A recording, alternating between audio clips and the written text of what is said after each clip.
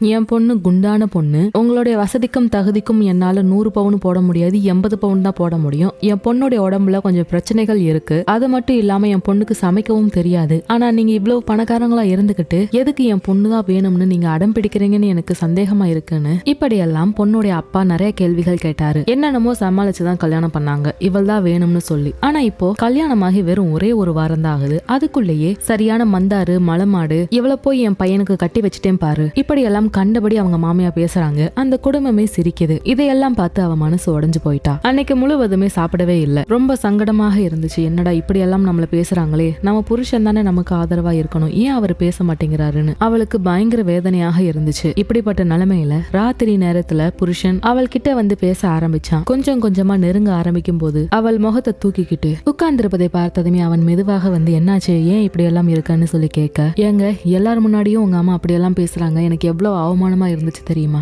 யாரு எப்படி வேணா இருக்கட்டும், எனக்கு அதை பத்தி கவலை இல்ல, நீங்களும் சேர்ந்து சிரிக்கிறது தான் எனக்கு இன்னும் வேதனையாக இருக்குன்னு சொல்லி அவள் புலம்பும் போது அவன் சிரிச்சுக்கிட்டு அம்மா காமெடியா தானே சொன்னாங்க, இதெல்லாம் ஒரு பெரிய விஷயமானு பேசினான். இதை கேட்டதுமே அவங்க காமெடி பண்ணலாம், அதை பண்ண நானும் தானே சேர்ந்து சிரிச்சிருக்கணும், அவங்க பண்ணது உருவ கேலி, நீங்க தானே நான் வேணும்னு சொல்லி கல்யாணம் பண்ணிட்டு வந்தீங்க, அப்புறம் எதுக்கு இப்ப இப்படி எல்லாம் ஒரு பேச்சு வருது, இப்படி அவள் சொல்லி அழுகும் போது சரி சரி அதெல்லாம் விடுச்சிடலாம், நீ எல்லாம் இதுக்கெல்லாம் அழுகலாமா, அம்மா சும்மா தான் சொன்னாங்க, நீ ஒன்னும் பெருசா எடுத்துக்காத, என்னதான் இருந்தாலும் அவங்க மாமியார் இல்லையா, அதனாலதான் அப்படி நடந்துக்கிறாங்க, நீ கொஞ்சம் அட்ஜஸ்ட் பண்ணி போயேன் ப்ளீஸ் எனக்காகன்னு சொல்லும் போது, உங்களுக்காகவா, எதுக்கு நான் உங்களுக்காக செய்யணும், நீங்க தானே எனக்கு கிண்டல் பண்ணும்போது வேகமா சிரிச்சிங்க, கை தட்டுறீங்க, எனக்கு ஒன்னும் தேவையில்லை, இப்படி அவள் முகத்தை தூக்கும் போது என்னாச்சு முகமெல்லாம் இப்படி வீங்கி இருக்கு, ரொம்ப நேரம் அழுதியான்னு கேட்க, ஆமா அழுகாம பின் என்ன பண்றதுன்னு சொல்லி அவள் மறுபடியும் அழுக ஆரம்பிச்சா. சாப்பிட்டியா, சாப்பிட்ட மாதிரி தெரியலையே, நான் உன்னை ஒரு தடவை கூட சாப்பிட்ட மாதிரி பாக்கலன்னு சொல்லி கேட்க, சாப்பிடவெல்லாம் இல்ல, எனக்கு ஒன்னும் பசிக்கல, எனக்கு தேவையும் இல்ல, நான் குண்டா இருக்கிறதான உங்களுக்கு பிரச்சனை, இனிமேல் நான் சாப்பிடவே மாட்டேன்னு அவள் அழுக ஆரம்பிச்சதும் சரி வா என் கூட வான்னு சொல்லி அந்த பயங்கரமான கேரளா குளிர்ல அவளை ஹோட்டலுக்கு கூட்டிட்டு போய் சாப்பிட வச்சான். இதை பார்த்ததுமே அவளுடைய கோபம் ஒண்ணும் இல்லாம போயிடுச்சு. அன்றைய இரவு ரொம்ப சந்தோஷமா இருந்துச்சு. மறுநாள் காலையில அவள் மறுபடியும் மிஷின் மாதிரி ஓட ஆரம்பிச்சா. இந்த தடவை நம்ம அத்தை கிட்டே கேட்டுட்டு சமைக்கலாம்னு அவங்க கிட்ட போய் கேட்கும் போதெல்லாம் மூஞ்சில் அடிச்ச மாதிரி எதையாவது சொல்லி அனுப்பி வச்சிருவாங்க. புருஷன் கிட்ட போய் அத்தைக்கு என்ன பிடிக்கும், அவங்க என்ன மாதிரி சாப்பிடுவாங்கன்னு கேட்கும்போது அவங்களுக்கு எப்பெல்லாம் என்னெல்லாம் தோணுதோ அதெல்லாம் சாப்பிடுவாங்க, அதெல்லாம் கேட்பாங்கன்னு சொன்னான். இதை கேட்டதும் அவளுக்கு ஒன்னும் புரியல. சரி விடு, திட்டு வாங்குறதுன்னு முடிவாயிருச்சு, எப்படி வேணாலும் திட்டு வாங்கிக்கலாம், நம்மளுக்கு தெரிஞ்சதை சமைப்போம்னு அவங்க அம்மா கிட்ட ரெசிபி கேட்க ஆரம்பிச்சா. தினமும் அவளுக்கு சாப்பாடு விஷயத்துல பயங்கரமான திட்டு. அந்த திட்ட வாங்கவே கூடாதுன்றதுக்காகவே கொஞ்சம் கொஞ்சமா சமைக்க கத்துக்கிட்டு இப்போ நல்லாவே சமைக்கிறா. ஆனாலுமே அவங்களால அவளை ஏத்துக்கவே முடியல. விருந்துக்கு போகணும்னு சொல்லி நிறைய பேர் கூப்பிட்டுருக்காங்க. அதனால பட்டுப்புடவை வேணும்னு அவ கேட்கும் போது அதெல்லாம் வேணா மாடர்ன் ட்ரெஸ் போட்டுட்டு போ, அதுதான் உனக்கு நல்லா இருக்கும்னு சொன்னாங்க. சரிங்க அத்தை, நகையாவது கொஞ்சம் கொடுங்க, அதையாவது போடணும்லன்னு சொல்லும் போது மாடர்ன் ட்ரெஸ்ஸுக்கு எதுக்கு நகை, அதெல்லாம் தேவையில்லை, நீ போயிட்டு வான்னு அனுப்பி வச்சாங்க. அப்போதும் எதுவும் சொல்லாம அவங்க 2 பேரும் அங்கிருந்து கிளம்புனாங்க. அங்க போனா என்னம்மா இப்படி வந்திருக்க, ஒரு புது பொண்ணு மாதிரியா இருக்க, கல்யாணம் ஆகி 1 மாசம் கூட ஆகல, கழுத்துல ஒண்ணும் இல்ல, ஒரு புது சேலை கூட அவங்க வீட்டுல கட்டுறதுக்கு வாங்கி தராம கொடுத்தாங்கன்னு அவளை ஒரு மாதிரி ஏளனமா பேசினாங்க. அதை கேட்டதுமே அவளுக்கு முகம் எல்லாம் வாடி போச்சு. அதை பார்த்து அந்த புருஷனும் சிரிக்க ஆரம்பிச்சான். எப்ப பார்த்தாலும் இவளை யாராவது ஏதாவது சொன்னா வேகமா சிரிச்சிடுவான். கொஞ்ச நேரத்திலேயே சாப்பாடு போட ஆரம்பிச்சாங்க. அப்போ சாப்பாடு போடும் போதே தம்பிக்கு இதெல்லாம் பழகிருச்சு, ஆனா உனக்கு இந்த மாதிரி சாப்பாடு எல்லாம் இது வரைக்கும் கிடைச்சிருக்காதலாமா, இங்கேயாவது நீ நல்ல சோறு சாப்பிடுன்னு சொன்னாங்க. இதை கேட்டதுமே அவளுக்கு பயங்கரமாக அழுக வந்துச்சு. யாருக்கிட்டையும் சத்தமா கூட பேசாத ஒரு பொண்ணு கிட்ட உன் வீட்டுல சாப்பாடுக்கே வழி இல்லைன்ற மாதிரி பேசும்போது அவளுக்கு என்ன சொல்லன்னு தெரியல. இன்னும் மேலும் மேலும் அழுகையாக வந்துச்சு. அந்த அழுகையை கூட அவளால வெளியில காட்டிக்க முடியாம மெதுவா கண்ணீரை தொடச்சுக்கிட்டு சாப்பிட ஆரம்பிச்சா. கொஞ்சம் அவனை தனியா கூட்டிட்டு போய், ஏண்டா உனக்கு ஊர் உலகத்துல பொண்ணா கிடைக்கல, உங்க அம்மா கிட்ட எவ்வளவோ சொன்னேன் இந்த குண்டு பொண்ணு வேணாம் வேணாம்னு, அவ மூஞ்சியும் ஆளும் கண்ணாடி வேற போட்டிருக்கா பாரு, அது மட்டும் இல்லாம அவளுக்கு தைராய்டு இருக்காம்ல, தைராய்டு இருந்த குழந்தை பிறக்காதடா, உங்க அம்மாட்ட சொல்லும் போதே அவ கேட்க மாட்டேன்ட்டா, போனை கட் பண்ணிட்டா பாதியிலேயே, நான் சொல்றது கேளு, இந்த பொண்ணு அத்து விட்டுட்டு வந்துரு, பார்த்தா ஏதோ ஏழை விட்டு பிள்ளை மாதிரி தான் இருக்கு, எதுக்கும் வசதி இல்லைன்னு நினைக்கிறேன், வேணாம்டா உனக்கு, நம்ம தராதார என்ன இவ தராதார என்ன, இதெல்லாம் தனியா கூட்டிட்டு போய் பேசிட்டு இருந்தாங்க. இது எல்லாமே அவளுடைய காதல விழுந்துச்சு. அவளுக்கு இன்னும் அளவுக்கு அதிகமா அழுக வந்துச்சு. அந்த வீட்டுக்கு போனதுல இருந்து அவளை ரொம்ப புள்ளி பண்ணிக்கிட்டே இருந்தாங்க. இது எல்லாம் தாங்கி கொண்டு கார்ல ஏறினதுக்கு அப்புறம் புருஷன் கிட்ட இவங்க என்னென்னமோ பேசுறாங்க, எல்லாமே என் காதல விழுந்துச்சு, ஆனாலுமே அது தெரிஞ்சும் அவங்க வேணும்னு பேசுறாங்க, நீங்க எதுக்கு எடுத்தாலும் சிரிக்கிறீங்க, நான் யாரை நம்பி இந்த வீட்டுக்கு வந்தேன், உங்களை நம்பி தானே இந்த வீட்டுக்கு வந்தேன், ஆனா இங்க வந்ததுல இருந்து எனக்கு அவமானம் மட்டுமே கிடைக்குது, நான் என்ன சேலை நகைன்னு எதுவுமே கொண்டு வராம இருந்தேனா, உங்க அம்மா எதுக்கு அதையெல்லாம் பூட்டி வைக்கணும், நீங்க தான் பெரிய குடும்பம்னு சொல்றீங்களே, பணக்கார குடும்பம்னு சொல்றீங்களே, அப்போனா என்னோட நகைகளையும் சேலையும் கட்டிட்டு வந்தா தானே இங்க எனக்கு மரியாதை இருக்கும், ஏன் உங்களுக்கு புரியவே இல்லை, நீங்க ஏன் உங்க அம்மா கிட்ட பேசவே இல்லைன்னு அவள் அங்கேயே பயங்கரமாக கதறி அழுதா. அதுக்கு அதுக்கு அவன் ஒரே ஒரு வார்த்தையை சொன்னான். தைராய்டு இருந்த குழந்தை பிறக்காதுன்னு சொல்றாங்களே, அது என்னன்னு நாளைக்கு செக் பண்ணுவோம்னு சொன்னான். அதை கேட்டதுமே அவளுக்கு முகம் எல்லாம் மாறி போச்சு. கல்யாணத்துக்கு முன்னாடி எல்லா விஷயத்தையும் சொல்லிதானே கல்யாணம் பண்ணினோம், அப்புறம் என்ன நீங்க இப்படி எல்லாம் கேக்குறீங்கன்னு அவள் இன்னும் உடைஞ்சு போயிட்டா. அவன் காரை வேகமா எதுவும் பேசாம எடுத்துட்டு வீட்டுல வந்து நிப்பாட்டினதுமே அவங்க அம்மா கிட்ட சொன்னான். அம்மா, நாளைக்கு செக் பண்ணணும், தைராய்டு இருந்த குழந்தை பிறக்காதுன்னு சொல்றாங்க. நீ என்னம்மா இப்படி ஒரு பொண்ணு எனக்கு கல்யாணம் பண்ணி வச்சுட்டேன்னு சொல்லி கேட்டான். யாரு என்ன சொன்னாலும் திட்டினாலும் பேசினாலும் அவளால தாங்கிக்க முடியும். ஆனா நம்ம யாரை நம்பி கல்யாணம் பண்ணிட்டு வந்தோமோ ஒரு மாசம் கூட முழுசா முடியல, அதுக்குள்ளேயே அவனே இவ்வளவு கீழ்த்தரமா பேசுறது அவளுக்கு இன்னும் அதிர்ச்சியாகவும் அதே நேரத்துல அவள் மனசு உடையிற மாதிரி இருந்துச்சு. நம்ம எதுக்கு ஹாஸ்பிட்டல் கூட்டிட்டு போகணும், இவளை யாரு பெத்தாங்க, அவங்க கூட்டிட்டு போகட்டும். அவங்க ஊர்ல பெரிய பெரிய கிளினிக் இருக்கு, அவங்க அப்பாவை அங்க கூட்டிட்டு போய் பார்க்க சொல்லு. நாளை கொண்டு போய் இவளை விட்டுட்டு வந்துரு. சரியான தருத்திரம் முடிச்சவ, என்னைக்கு இந்த வீட்டுக்கு வந்தாலும் அன்னைக்கு இருந்து விளங்கவே இல்லை. இப்படி எல்லாம் பேசினதும் அவளுக்கு பயங்கர அழுகை வந்தது. ஆனா அதை வாய் விட்டு சொல்ல தெரியல. மறுநாள் காலை ஆனதுமே அவளுடைய புருஷன் அவசர அவசரமாக அவளை அவளுடைய வீட்டுல விட்டுட்டு போயிட்டான். வந்ததுல இருந்து அவள் அமைதியாகவே இருந்தா. அவங்க அப்பாவுக்கு தன்னுடைய மகளுடைய முகம் பார்க்கவே சரியில்லையே, என்னாச்சுன்னு தெரியல. மாப்பிள்ள வேற வீட்டுக்குள்ள வராம அவளை விட்டுட்டு போயிட்டான் என்னன்னு அவர் யோசனையாகவே இருந்தாரு. மெதுவா அவங்க பொண்டாட்டி கிட்ட சொல்லி, கொஞ்ச நேரம் கழிச்சு கேளு, உடனுக்குடனே கேட்காத, எதுவும் பிரச்சனையான்னு கேளு, இவ ஏதாவது சத்தம் போட்டாளா இல்ல என்னன்னு நீதான் விசாரிக்கணும்னு சொன்னாரு. ஏங்க, இவ சரியான வாயில்லாத பூச்சி, இவ எதுக்கு இப்படி சத்தம் போட போறா, பொறுமையா இருங்க, நானே என்னன்னு விஷயத்த கேட்டுட்டு சொல்றேன்னு அவங்க அப்பா கிட்ட சொல்லிட்டு கொஞ்ச நேரம் கழிச்சு தனிமையில உட்கார்ந்து இருந்து அவகிட்ட வந்து அவங்க அம்மா பேச ஆரம்பிச்சாங்க. என்னடி மாப்பிள்ளை வீட்டுக்குள்ள வரல, அவருக்கு ஏதாவது முக்கியமான வேலையான்னு கேட்கும்போது அவங்க அம்மாவை கட்டி பிடிச்சு கதறி கதறி அழுதா. அந்த சத்தம் வீடு முழுவதுமே எதிரொலிக்க ஆரம்பித்தது. தங்கச்சி தம்பி எல்லாரும் ஓடி வந்து அவ பக்கத்துல என்னாச்சு என்னாச்சுன்னு கேட்க ஆரம்பிச்சாங்க. அவங்க அம்மா, நீங்க போங்க, அக்கா கிட்ட நான் பேசிட்டு வர்றேன்னு அவங்களை அனுப்பி வச்சுட்டு அவகிட்ட கொஞ்சம் கொஞ்சமா கேட்க ஆரம்பிச்சப்ப ஆரம்பத்துல இருந்து என்ன நடந்துச்சோ எல்லாத்தையும் சொல்லி அழுதா. ஹச்சுன்னு கூட சத்தமா தும்பாத தன்னுடைய பொண்ணு இப்படி கதறி கதறி அழுகிறத பார்த்ததுமே அவங்க அப்பா அங்கேயே மனசு உடைஞ்சு போயிட்டாரு. எனக்கு ஹார்ட் அட்டாக் வந்துருச்சு, ரெண்டாவது ஏதாவது பிரச்சனை வர்றதுக்கு முன்னாடி பிள்ளைகளை கரை சேர்க்கணும்னு தான், நாளை பின்ன அவள் காசு பணம் இல்லாம தவிக்க கூடாதுன்னு தான் பெரிய பணக்கார வீடா பார்த்து நான் கல்யாணம் பண்ணி கொடுத்தேன். ஆனா பணக்கார வீட்டுல தான் என் பொண்ணை இவ்வளவு கேவலப்படுத்துறாங்களேன்னு சொல்லி அவருக்கு ரொம்ப சங்கடமா போயிடுச்சு. ராத்திரி எல்லாம் தூக்கமே வரல. அங்க இருந்து அவங்க மாமியார் போன் பண்ண ஆரம்பிச்சாங்க. உங்க பொண்ணை கூட்டிட்டு வந்து விட்டாச்சு, அந்த மங்குனி ஏதாவது சொன்னாலா என்னன்னு தெரியல, அமுக்குனி மாதிரி இருந்துகிட்டு எதுவும் சொல்ல மாட்டா, அதனால நானே சொல்றேன் கேளுங்க, ஒழுங்கா அவள் பிள்ளை பத்து தரணும், அதுக்கு என்னென்ன செய்யணுமோ நீங்க தான் செஞ்சு அனுப்பணும்னு சொல்லும் போது, ஏமா கல்யாணமாகி ஒரு மாசம் ஆகுது, பொண்ணும் மாப்பிளையும் சேர்ந்து இருந்தா தானமா அதுக்கான வாய்ப்பு இருக்கா இல்லையான்னு தெரியும், ஆரம்பத்திலேயே நீங்க இப்படி ரெண்டு பேரையும் பிரிச்சு வச்சா என்ன அர்த்தம்னு சொல்லி கேட்க, அந்த அர்த்தம் எல்லாம் எங்களுக்கு தெரியும், நாங்க சொன்னதை மட்டும் செய்யுங்க, தரங்கட்ட குடும்பத்துல வந்து நாங்க சம்பந்தம் பண்ணது எங்களுடைய தப்பா போயிடுச்சுன்னு சொன்னாங்க. அவங்க அப்படி சொல்லிட்டு இருக்கும் போதே அவர் கட் பண்ணிட்டாரு. ரொம்ப வேதனையாக இருந்துச்சு அவருக்கு. மறுநாள் ஒரு பெரிய ஹாஸ்பிட்டலுக்கு கூட்டிட்டு போய் செக் பண்ண ஆரம்பிச்சாங்க. பிரச்சனை எதுவும் இல்லைங்க, இப்ப இருக்கிற பொண்ணுங்களுக்கெல்லாம் இது நார்மல் தான், கருமுட்டை வளர்ச்சியும் நல்லாதான் இருக்கு, கல்யாணமாகி ஒரு மாசம் தான் ஆகுது, அதுக்குள்ளே என்ன நீங்க இப்படி எல்லாம் கூட்டிட்டு வர்றீங்க, ஒன்னும் பிரச்சனை இல்ல, நான் ரிப்போர்ட்டை எழுதி தரேன், 2 வருஷம் 3 வருஷம் ஆனாதாங்க பயப்படணும், ஒரு மாசத்துக்குள்ளேவா இவ்வளவு பயப்படுவீங்கன்னு டாக்டர் அவங்க அப்பாவை பிடிச்சி கண்டபடி திட்டி அங்கிருந்து அனுப்பி வச்சாங்க. அந்த ரிப்போர்ட்டை எடுத்துக்கிட்டு மறுபடியும் அவளை கொண்டு வந்து கேரளாவில் அவங்க மாமனார் மாமியார் வீட்டுல வந்து விடும்போது பொண்ணு நல்லதா இருக்குன்னு சொல்லிட்டு சர்டிபிகேட் கொடுத்துட்டாங்க. அவங்க 2 பேரும் வாழட்டும், அதுக்கப்புறம் பாத்துக்கலாம். இப்படி அவங்க அப்பா அங்க போய் கோவப்பட்டு பேச ஆரம்பிச்சாரு.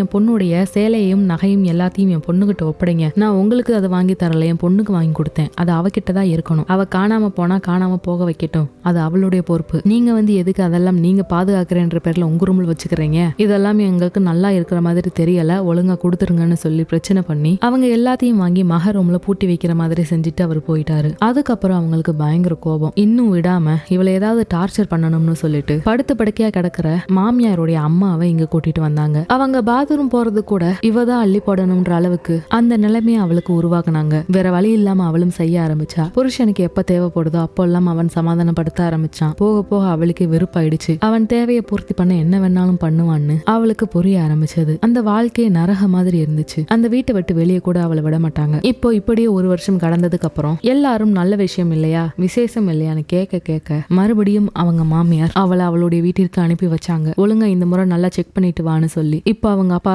அவளை ட்ரீட்மெண்ட் பண்றதுக்காக ஒரு பெரிய ஹாஸ்பிட்டலுக்கு கூட்டிட்டு போய் அங்க ட்ரீட்மெண்ட் எடுத்தாரு. எல்லாமே நல்லா தான் இருக்கு, எதுக்குங்க இந்த பொண்ணை கூட்டிட்டு வர்றீங்கன்னு அவங்க மறுபடியும் கேட்டாங்க. ஆனாலுமே அவங்க குறிக்கோள் முழுவதுமே பணத்திலேயே இருந்ததுனால அவளுக்கு ட்ரீட்மெண்ட் பார்க்க ஆரம்பிச்சாங்க. 3 மாசம் அவளுடைய அப்பா வீட்லயே அவள் இருந்தாள். அதுக்கடுத்து அடிக்கடி புருஷன் வீட்டுக்கு போயிட்டு வந்துட்டு இருந்தா. ட்ரீட்மெண்ட் எல்லாம் முடிஞ்சிருச்சு. அதுக்கே 6 மாசத்துக்கு மேல ஆயிடுச்சு. இப்போ மறுபடியும் புருஷனுடைய வீட்டிற்கு வர இன்னும் உனக்கு 6 மாசம் தான் டைம், அதுக்குள்ளே ஏதாவது நல்ல விஷயம் சொல்லலனா உன்னை நாங்க டைவர்ஸ் பண்ணிட்டு என் பையனுக்கு வேற ஒரு பொண்ணை கல்யாணம் பண்ணி வச்சிருக்கோம் வச்சிருவோம்னு அவங்க மாமியார் மிரட்ட ஆரம்பிச்சாங்க. ஆனா அவள் போன ஒரு 3 மாசத்துக்கு அப்புறம் அவளுக்கு ஏதோ ஒரு சந்தேகம். செக் பண்ணி பார்க்கலாம்னு சொல்லிட்டு பிரெக்னன்சி கார்டுல செக் பண்ணும்போது அவளுக்கு 2 கோடு வர்ற மாதிரி இருந்துச்சு. அது ரொம்ப மைல்டான கலர்ல இருந்துச்சு. உத்து உத்து பார்த்தா இது உண்மையா இல்லையான்னு சொல்லி அந்த கிட்ட திருப்பி திருப்பி பார்க்கும்போது கலர் ரொம்ப மைல்டா இருந்துச்சு. அதை உடனே போட்டோ எடுத்து கூகுள்ல போட்டு செக் பண்ணி பார்த்தா இது வந்து பிரெக்னன்சிக்கான 90% வாய்ப்புன்னு போட்டிருந்துச்சு. அதாவது இன்னும் கொஞ்ச நாள் கழிச்சு டெஸ்ட் பண்ணா பாசிட்டிவ் ரிசல்ட் காட்டும்ன்றது மாதிரி. இதையெல்லாம் பார்த்ததுமே அவளுக்கு என்ன பண்ணன்னு தெரியல. பயங்கரமாக அங்கேயே உட்காந்து கதறி அழுக ஆரம்பிச்சா. அவளுடைய வலிகள் சொல்ல முடியாதது. நீ எல்லாம் குண்டா இருக்க, உனக்கு ஏற்கனவே தைராய்டு இருக்கு, கிட்னில ஸ்டோன் இருக்குன்னு வேற சொல்ற, உனக்கெல்லாம் எங்க குழந்தை பிறக்க போகுது, இப்படியெல்லாம் அவளை வார்த்தையாலவே நிறைய பேர் கொன்னு இருக்காங்க. தினமும் ஒரே தடவையில ஆயுதத்தை வச்சு கொலை பண்றதை விட இருக்கிறதுலேயே மிகப்பெரிய வழி இந்த மாதிரி வார்த்தையால பேசுறதுதான். அதுவும் கல்யாணமான 1 மாசத்திலேயே தன்னோட கணவன் குழந்தை உனக்கு பிறக்காது போல, நீ செக் பண்ணிட்டு வான்னு சொல்லி அனுப்புறதெல்லாம் எந்த அளவிற்கு கீழ்த்தரமான வேலை. இது எல்லாத்தையுமே அனுபவிச்சு வந்தவளுக்கு அதை பார்த்ததுமே கண்ணெல்லாம் கலங்கிடுச்சு. ஏதோ ஒரு மிகப்பெரிய சாதனையை சாதிச்சது போல அவ்வளவு அழுகை. இதை யார்கிட்டயாவது சொல்லணுமே. அவரு வேற போன் பண்ணாத, நான் போற இடத்துல சிக்னல் கிடைக்காதுன்னு சொல்லிட்டு போனாரு, அவர் வர்ற வரைக்கும் என்னால வெயிட் பண்ண முடியாது. இப்படி நினைச்சுக்கிட்டு அவள் வேகமாக வெளியில வந்து பார்க்கும்போது அவளுடைய மாமியார் அங்க உட்கார்ந்து இருந்தாங்க. அத்தை அத்தை இங்க பாருங்க அத்தை, லேசா சிவப்பு கோடு வந்திருக்கு பாருங்க, நான் பிரெக்னென்ட் ஆயிருக்கேன்னு நினைக்கிறேன் அத்தை. எனக்கும் அதுக்கு தகுந்த மாதிரி சிம்டம்ஸ் எல்லாம் ஒரு மாதிரி தான் இருந்துச்சு. தினமும் டயர்டாகி தூங்கிட்டே இருந்தேன். அது மட்டும் இல்ல ஹாஸ்பிட்டல்ல சொல்லிதான் அனுப்புனாங்க, உங்களுக்கு எந்த பிரச்சனையும் இல்ல, சீக்கிரம் குழந்தை பிறந்துரும்னு. இங்க பாருங்கன்னு சொல்லி அவள் குதிக்கும் போது, ஏய் வாஷிங் மிஷின்ல ஜீன்ஸ் பேண்ட் போட்டு துவைக்க சொன்னேனே, மழை வர்ற டைம் ஆயிடுச்சு, இன்னும் 2-3 நாள்ல மழை பெய்யும்னு சொல்லியிருக்காங்க, சீக்கிரம் போய் காய போட்டு எடுத்துட்டு வா. இப்படி சொல்ல இதை கேட்டதுமே அவளுக்கு முகமெல்லாம் மாறி போயிடுச்சு. அத்தை நான் என்ன பேசிட்டு இருக்கேன், நீங்க என்ன பேசுறீங்கன்னு சொல்லி அவள் மறுபடியும் பேச, என்ன எதிர்த்து பேசுறியா, அடி நொறுக்கி போடுவேன், உன் திமிரெல்லாம் என்கிட்ட வச்சுக்காத போ. என்னமோ ஊர்ல உலகத்துல யாருமே பிள்ளை பெத்துக்காத மாதிரி என்கிட்ட இந்த மிஷினை தூக்கிட்டு வந்து காட்டிட்டு இருக்க. நான் 3 பிள்ளை பெத்தவ, எனக்கு தெரியாதா? உன் மூஞ்சிய பார்த்தாலே தெரியலையா? உனக்கெல்லாம் பிள்ளை பிறக்கிறதுக்கான எந்த வாய்ப்புமே கிடையாது. போ அந்த பக்கம், சீக்கிரமா போய் எல்லாத்தையும் காய போட்டு எடுத்துட்டு வான்னு சொல்லும் போது அவளுக்கு மனசெல்லாம் ஒரே வேதனை. சரி வீட்டுக்காரர் வருவார்ல, ஆனா அவர் எப்ப வருவார்னு சரியா சொல்லல, 2-3 நாள் ஆகும்னு சொன்னாரே, இப்ப நான் என்ன பண்றதுன்னு அவ யோசிச்சுக்கிட்டே அந்த வெயிட்டான ஜீன்ஸ் பேண்ட் எல்லாத்தையும் எடுத்துக்கிட்டு, ரொம்ப உயரமான ஒரு இடம் இருக்கு, அங்கதான் அவங்க துணி காய போடுவாங்க. இது கேரளான்றதுனால அவங்க வீடு கொஞ்சம் பள்ளத்துல இருக்கும். மேட்டுக்கு போய் வெயில் படுற இடத்துலதான் அந்த துணிகளை எல்லாம் காய வைக்கணும். இப்போ அவளுக்கு அந்த யோசனையும் வந்துச்சு. அத்தை தப்பா எடுத்துக்காதீங்க, தம்பி யாராவது வீட்டுல இருந்தா இதை கொண்டு வந்து அங்க வைக்க சொல்லுங்க, நான் காய போடுறேன்னு சொன்னா. என்னது, என்னோட மூத்த பிள்ளை உனக்கு கல்யாணம் பண்ணி கொடுத்தே கிளுகிளுன்னு இருக்கு, இதுல என் 2வது மகனை வேற உனக்கு தோட்டியாக்க பாக்குறியா, போய் காய போடுறேன்னு சொல்லும் போது, அத்தை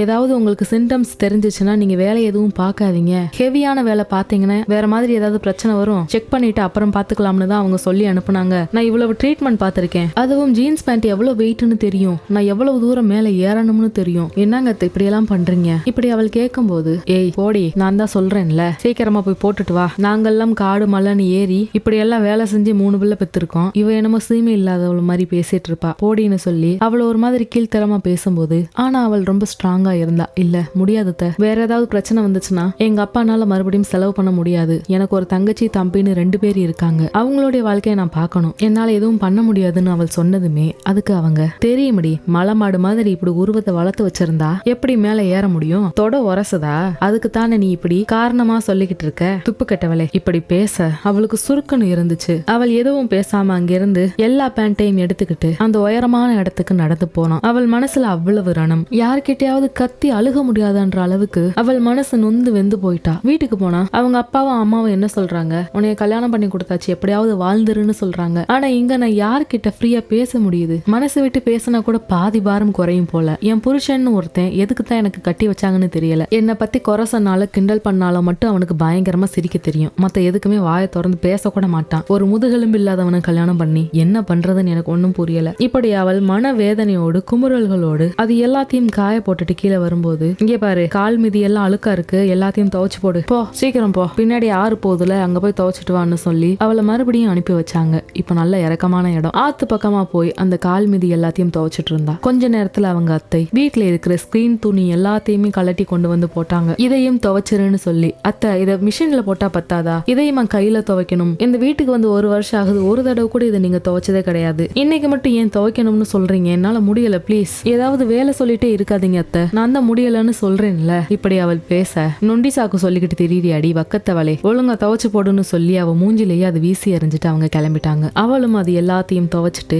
இப்போ இந்த ஆத்துல இருந்து வீட்டுக்கு போறதுக்கு ஒரு மிகப்பெரிய ஏத்தத்தை கடந்து போகணும். வீட்டுல இருந்து துணி காய போடுற இடத்துக்கு போறதுக்கே இன்னும் நட்டு குத்தலா நிக்கிற அந்த ஏத்தத்து மேல ஏறணும். என்ன செய்ய போறேன் நானு, எனக்கு பயமா இருக்குன்னு அவள் மறுபடியும் பாலியை தூக்கிக்கிட்டு அவ்வளவு வெயிட் அவளால தூக்க முடியல. 2-3 தடவை வந்து போற மாதிரி இருந்துச்சு. இப்படி மேலையும் கீழையும் ஏறி துணி எல்லாத்தையும் காய வச்சு கீழே கொண்டு வர்றதுக்கே சாயங்காலத்துக்கு மேல ஆயிடுச்சு. கீழே இறங்கி வந்ததுமே என்ன இவ்வளவு நேரம் ஆச்சு, சோறாக்காம வச்சிருக்கன்னு சொல்லி அதுக்கு வேற 4 திட்டு. அவசர அவசரமா அவள் சமையல் பண்ண ஆரம்பிச்சா. நைட்டு தூங்கும் போது அவளுக்கு உடம்பு வலி பயங்கரமா இருந்துச்சு. புருஷனுக்கு போன் பண்ணி பார்க்கும்போது அவன் எடுக்கவே இல்ல. அப்பா அம்மாவுக்கு பண்ணலாம்னு பார்த்தா அட்ஜஸ்ட் பண்ணிக்கன்னு சொல்ல போறாங்க. வாழ்க்கையிலேயே கேட்க கூடாத வார்த்தை அந்த அட்ஜஸ்ட் பண்ணிக்கமா புருஷ வீட்டுலன்னு சொல்றது மட்டும்தான். தைலத்தை எடுத்து கை காலெல்லாம் பூசிட்டு அவள் அமைதியாக படுக்க, மறுநாள் காலையில சமைச்சு முடிச்ச உடனேயே அவங்க மாமியார் ஒரு துணியும் பக்கெட்ல சோப்பு தண்ணியும் கொடுத்து வீடு முழுவதுமே துடைக்க சொன்னாங்க. எதுக்கத்தை என்ன இப்படி திடீர்னு வேலை வாங்குறீங்க, எனக்கு ஒன்னும் புரியலையே. அதான் நீங்க ஒரு ரோபோட்னு ஒண்ணு வாங்கி வச்சிருக்கீங்களே, அதுதானே எப்போதும் சுத்தம் பண்ணும். இப்போ நான் இந்த பிரெக்னன்சி கிட்ட காட்டினதுக்கு அப்புறம் இருந்து